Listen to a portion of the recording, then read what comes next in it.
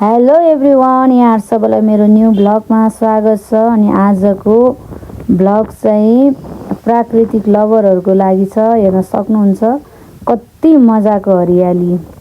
आज चाहिँ हामी देवर भाउजू अचानक प्लान बनाएर हाम्रो घरको यात्रामा हामी निक्लिएका थियौँ नुवाकोटको। अनि म, मेरो देवर बाबु र मेरो छोरा पुन्टे चाहिँ हामी यात्रा गर्दैछौँ र हजुरहरूले हेर्न सक्नुहुन्छ कति मजाको भ्यूहरू तपाईले हेर्न सक्नुहुन्छ। यो चाहिँ हाम्रो परमेश्वरले दिनुभएको सुन्दर सृष्टि। अनि हामी चाहिँ यो सुन्दर सृष्टिमा रमाउन पाउँदा यो समय एकदमै आनन्दित भएर हामी अगाडि बढ्दै थियौँ।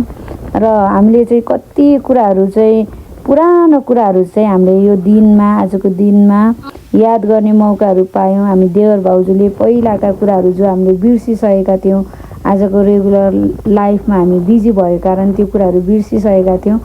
तर आज हामीले त्यो सबै कुराहरू फेरि सम्झने मौका पायौँ। यसकारणले हामी चाहिँ बेला बेलामा हाम्रो आफन्तीहरूसँग भेटघाट यात्रा चाहिँ गरिरहनु पर्ने रहेछ भन्ने कुरा मैले यो यात्राबाट थाहा पाएँ। र प्लस हेर्न सक्नुहुन्छ यति मजाको हरियालीहरू है।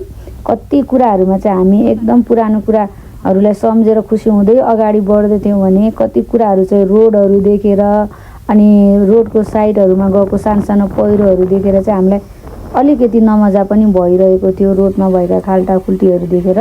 तर पनि हामी चाहिँ रमाउँदै हरेक मोमेन्टलाई चाहिँ एकदमै ह्याप्पी हुँदै हामी अगाडि बढ्दै थियौँ। र यो मेरो छोरा पुन्टे चाहिँ एकदम त्यो मैले भ्लग बनाउँदै गर्दा उसलाई त्यो मोबाइल चलाउन पाएन अरे भनेर रुँदै पनि थियो।